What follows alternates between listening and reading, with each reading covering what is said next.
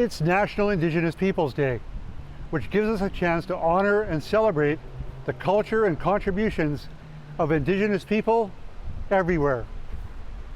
The day is rich with displays of culture like powwows, drumming, and dancing.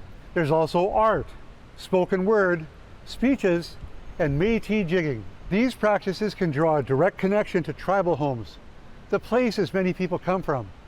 But remember, Metro Vancouver has the third largest urban Indigenous population in Canada, behind Winnipeg and Edmonton.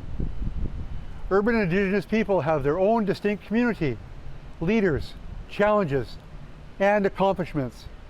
They might not have lived here since time immemorial, as some nations here have, but they have a distinct history and legacy that stands on its own. According to longtime advocate Scott Clark, Vancouver's first urban Indigenous people arrived here after they were forced off their land and displaced from nearby villages, making their way into the city to find work. And as I have witnessed, there are many residential school survivors who were estranged from their communities and families who chose to live in the city rather than return home. It's my opinion that urban Indigenous people are living proof that assimilation failed. As their numbers grew, they developed a distinct identity, one that continues today. They sought each other out, congregating and settling mostly in what is now East Vancouver. Communities are also growing in Surrey.